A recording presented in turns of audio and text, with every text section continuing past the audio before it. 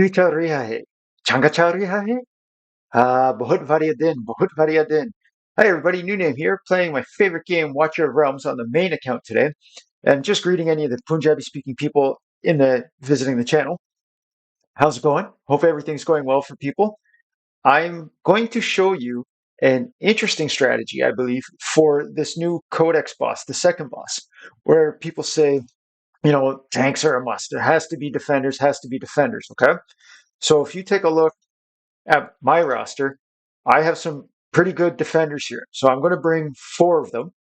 One is going to be Cyrus. If you don't bring Cyrus and you have Cyrus, you're not going to do as well as you could. This hero is probably the second best. I don't have Gon. I think Gon might be the top just because of his block and his ability to not take damage, okay? But I'm going to bring Brokir, who is an A1 Brokir.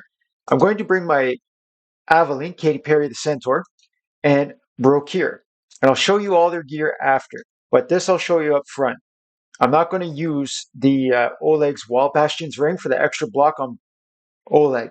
My Olague sustains better and lasts longer by healing himself whenever he loses a shield.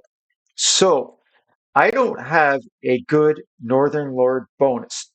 I have Dagna only. Some people probably use her. I'm not going to bring a 5-star rare defender here. She's just going to get herself slaughtered. Instead, I'm going to bring Volka and Abomination. And you might think, like, the hell's wrong with this idiot, right? So I'll show you the stats real quick. But I have 100,000 hit points on my Abomination, who is an Awakened 1. And why that matters is charged attack triggers stuns. Okay? So that happens whenever Abomination uses his ultimate here. And you'll see I don't have any real skills in there. It's not about the damage or whatever. The skill cost is irrelevant.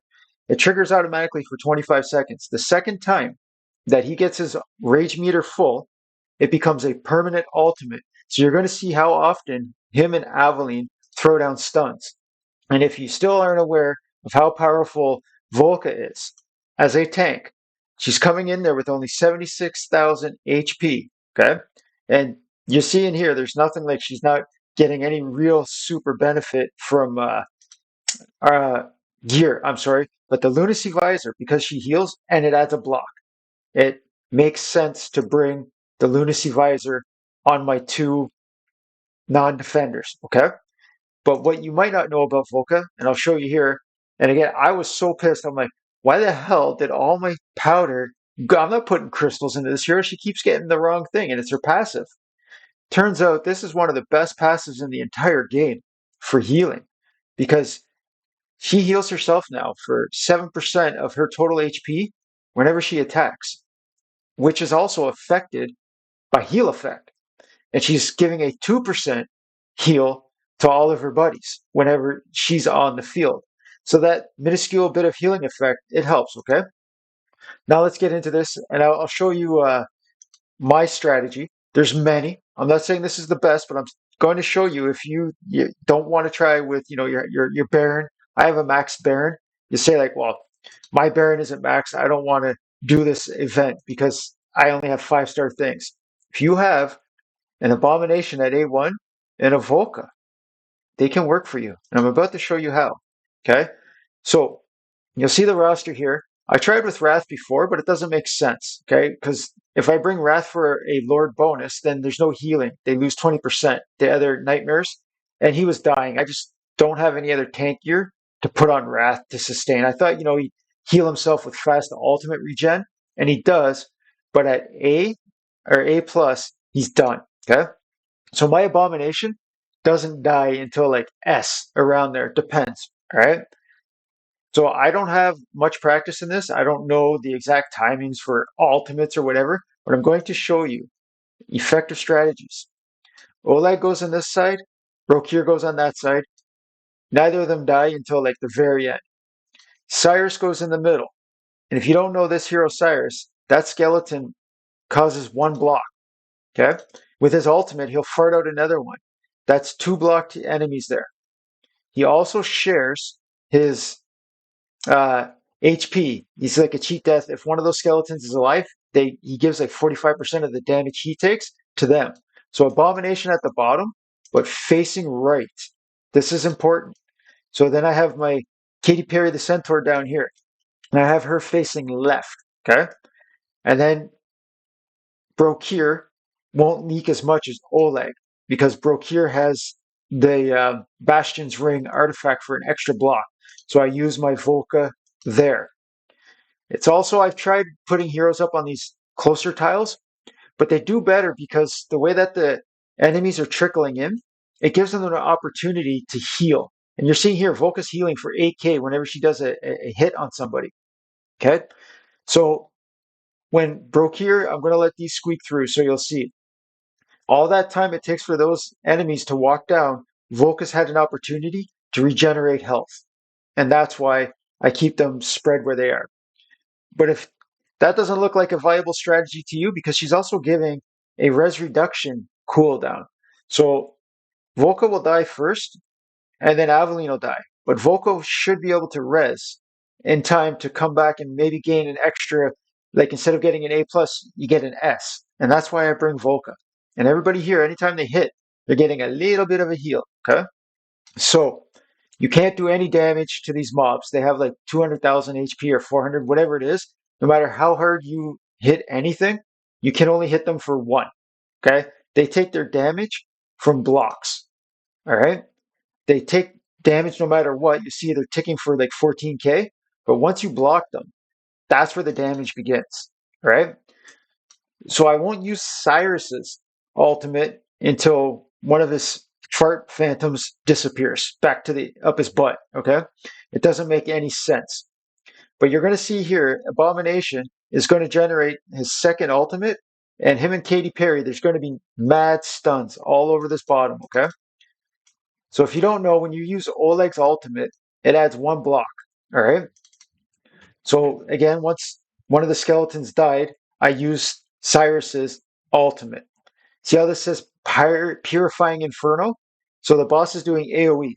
Everybody on the map gets hit by that. So you can save your ultimates. But see all those stuns? Abomination stuns behind himself.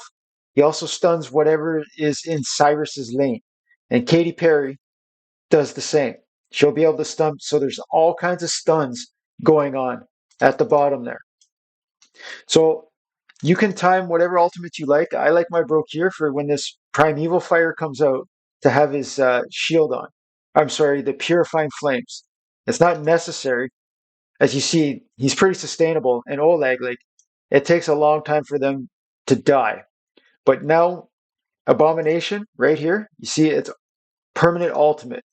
So look at the stuns. And when those enemies are stunned, they're not thumping your heroes. So it saves a lot of damage. And again, I'm not saying this is the greatest strategy that there is for this fight. I know for a fact that it's not, but it's an effective one. If you don't have 6 defenders that you want to level up like 2 or 3 of them, you don't have to if you have an A1 Abomination. Okay? And yes, like I have great gear available. Like, putting Abomination up to 100k HP is not that difficult. He's got 30,000 base HP to begin with. But to get your Volka in here with a max passive and like 80k, you're seeing the benefit of this. All right. And notice how Cyrus in the middle isn't getting overwhelmed just yet. It's going to start real soon after this incoming wave right now at the A. This is where the shenanigans begin. But you're seeing the benefit of all the stuns from Katy Perry the Centaur and Abomination. All right. So I want my Volka to get some heals going. I don't know what the timer is. If it's like 10 seconds without damage, then she'll start healing. I haven't read the guide or anything, so I don't know. But my Olague is about to be in big trouble, I think. And I'm sorry, my Volka. So you'll see she got a res reduction cooldown of 25%. So instead of a minute, she's going to take 40 seconds. But you're looking here now at the work that Abomination is doing. And people will tell you, he's a crap hero, don't invest in this hero. He does the exact same stuff in Gear Raid 1. You get a healer that is strong enough to help him sustain, a little bit. He'll last forever in front of the wall in Gear Raid 119. All right. So I'm hoping to at least get an S here showing this to you. I've done this I think 4 times now, and I've messed around with certain what have yous, but this should be the wipe right here, I believe. So I might not even get my Volka back in. But that's just to show you it's possible. If you don't have 6 solid defenders, Cyrus is a huge defender, it helps. But I mean, you could put Baron up that middle or Livian or somebody, all right? So if I run that on auto, I don't know if it's going to come out the same as an S, but I just wanted the community to be aware of other viable strategies. So I'll show you where I am, and I think it's S plus, and it's at 5. So I'm at S plus. So I'm in the top 5%. Okay, with that strategy. That's the lineup that I used. So if you're in the top 5, right? Let's see what your reward would be at the end here. We're coming through on the ranking rewards. Okay, top 5% is basically an entire ancient summoning crystal. Okay, you get 28. You get a big chunk of gold. Okay, 1,000 of those shop points. For me, if you can't do it with 6 defenders, because you're trying to make a northern team happen and you can't do it because you're like me, you have a Dagna, Abomination, and Volka can get the job done for you, man. I hope you have a good time. I hope you have a great weekend and get some nice juicy summons from the ancients if you're not saving them. This was New Name playing my favorite game, Watch Your Realms. Take care.